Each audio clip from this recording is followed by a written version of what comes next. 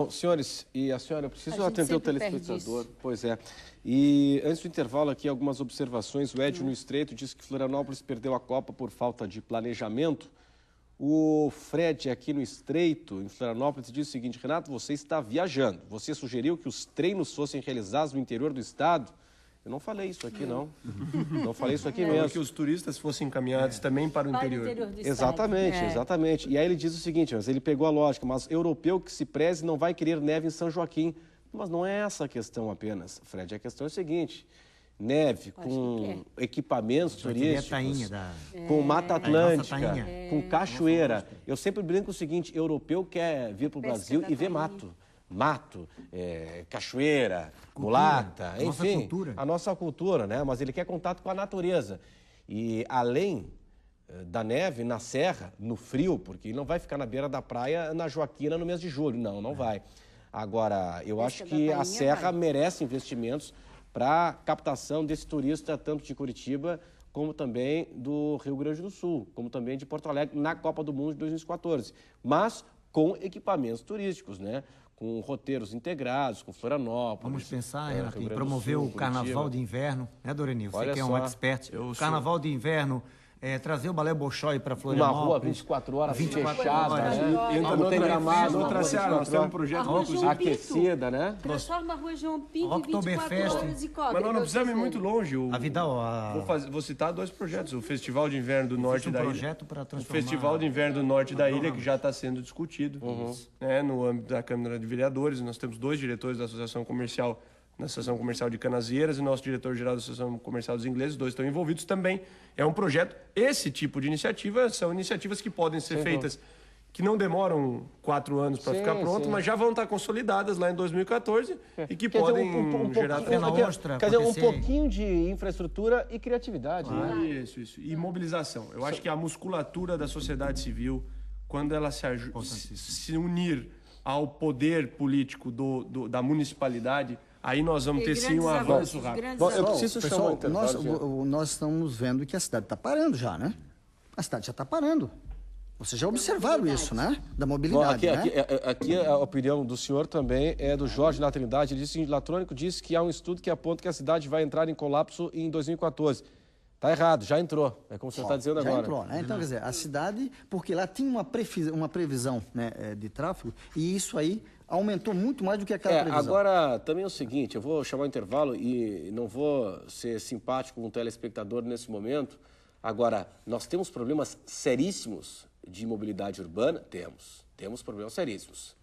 Mas não dá para comparar com Porto Alegre, São Paulo, Rio de Janeiro. Nós estamos bem melhores do que essas cidades. Temos problemas? Já foi melhor o trânsito aqui? Sim, já foi melhor em algumas situações.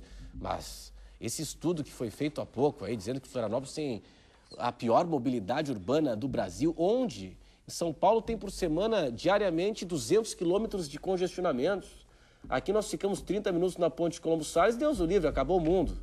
Claro que é péssimo, claro que isso não representa qualidade de vida. E claro que as pessoas estão irritadas também, porque agora está em andamento a obra de pavimentação da Beira-Mar Norte. O trânsito está um caos, claro que está um caos. Mas nós estamos também num período de obras. A cidade está um caos agora em função das obras. A 405 também começou a construção de mais uma pista também no sul da ilha, está difícil também, e o pessoal tem que ter serenidade para acompanhar essas obras que tem que acontecer. Vamos para o intervalo e em instantes estaremos aqui de volta. Até já.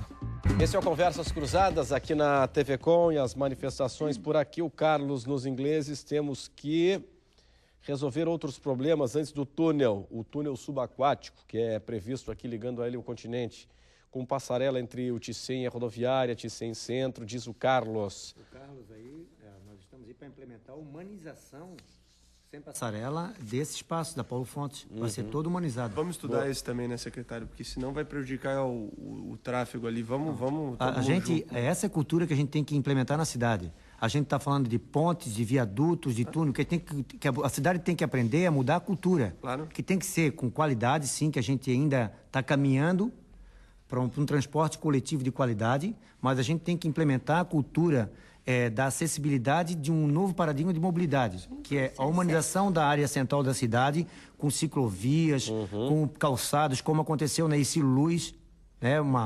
Estava ali há décadas e o prefeito falou, humanizou, deu uma nova roupagem, valorizou todo aquele espaço. Não só isso, secretário, também os bolsões de infraestrutura no interior da ilha para evitar esse excesso de mobilidade para o centro da cidade. Por isso que eu falei para o Renato, que a Secretaria de Transporte vai apresentar daqui uns 15 dias para o prefeito Dário Berg, que é a transformação dos terminais.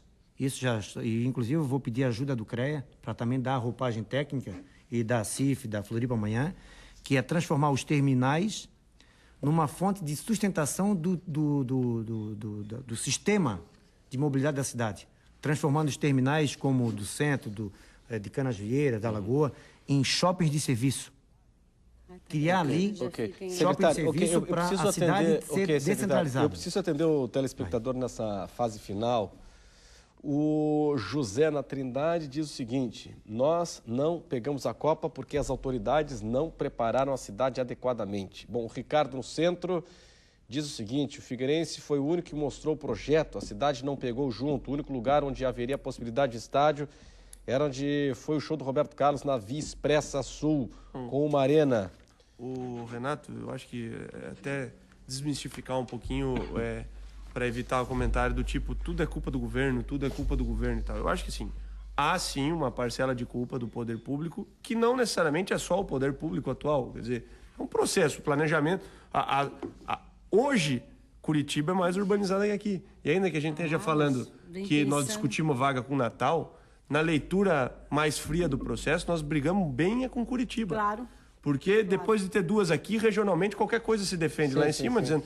Então, há sim uma responsabilidade do poder público em todos os níveis, mas não só o poder público atual, né? Eu acho que a gente tem que pensar o seguinte: por que lá, há 20 anos atrás, nós não tínhamos imaginado isso? Então, tem isso. E de novo, já aconteceu, a Copa vai acontecer em 2014, já não está aqui em Florianópolis. O que nós temos que ver é o seguinte: amanhã cedo, todo mundo tem que fazer a sua meia-culpa. Lição de casa. Lição de casa. O cidadão comum, a sociedade civil organizada da qual nós fazemos parte e o poder público, seja diretamente ou por pressão e sugestão nossa. Muito bem. Bom, aqui o José no Estreito diz o seguinte: a prefeitura não foi a única culpada, alguns políticos e cronistas esportivos também atrapalharam. Aqui o Silvio em Barreiro, São José, diz o seguinte, lembrando que houve uma enquete no Jornal do Almoço essa semana e que o resultado foi 92% de responsabilidade aos políticos. Isso que a nossa ideia inicial não era apontar culpados, né? E sim discutir o que fica daqui para frente. Pela internet, a Simone em Coqueiros, ela diz o seguinte, pelo e-mail: reproduzo correspondência publicada no jornal Zero Hora, de Edson Bittencourt, residente na ilha de Santa Catarina. Não acredito em incompetência política, acredito na realidade na qual vivemos. Florianópolis é incapaz de solucionar os mais antigos problemas de infraestrutura. Não temos água e luz, não temos rede de esgoto, de hotel, sem marinas e por aí vai. Só que tem um detalhe aqui também, né? Pois é. Só que tem um detalhe aqui, é o seguinte, todas as cidades, se a Copa do Mundo fosse realizada hoje no Brasil, nenhuma cidade tinha condição. Isso é importante. Preciso. Nenhuma cidade tinha condições. A única cidade... Essa decisão foi política. A única cidade que teve uma média superior a todas as outras cidades foi Curitiba. Ainda hoje saiu no Jornal da Noite agora, como uma cidade modelo. Menos viés negativo na avaliação dos técnicos. Todas as outras cidades, como eu já falei, precisam de investimentos muito mais... Todas as cidades são vulneráveis e nenhuma cidade hoje tem condições de sediar a Copa do Mundo. Mas agora, fazer que teve um peso político, claro que sim. Mas Renato, se teve um peso político, eu também acho que... Foi uma falha também, de quem liderou o processo. Eu acho que assim, nós temos foi uma falha políticos influentes nacionalmente que poderiam ter também feito o seu trabalho. Eu acho que Sérgio teve até o dedo da próxima eleição. Claro. Já é cultural, peso político também é responsabilidade, né? Também é força, também é poder, né? Bom, para fechar aqui o Carlos no Estreito, será que não era mais viável uma ponte semelhante a Hercílio Lousa, no lugar da própria Hercílio Lousa, talvez uma réplica, ela gasta com manutenção, papapá. Bom, é sobre o túnel subaquático, né? Sobre a nova travessia. O Gileno no Estreito, se discute muito a mobilidade, mas por que tanto prédio público na cidade, no centro, inchaço da ilha e por aí vai? É verdade. Mas novamente, né? É uma história que, se tivesse sido pensado, planejado há 30 anos atrás, por que Curitiba é um modelo? Porque planejou há 30 anos atrás. Até mesmo o desenvolvimento das cidades, onde tem vias de escoamento rápido, os corredores, a cidade cresce ao lado. A cidade discutiu o que queria. Cresce ao lado. E cresce de forma de pirâmide. Nós estamos sobre a hora mesmo. Muito obrigado pela atenção de todos. Obrigado. Hoje no Conversas Cruzadas na TV Com. Amanhã, o nosso assunto é o seguinte, essa onda em torno do terceiro mandato do presidente Lula, ficção ou realidade? Este assunto para amanhã às 10 da noite aqui no Conversas Cruzadas na TV Com. Quem decide e tem opinião, assiste. Tchau.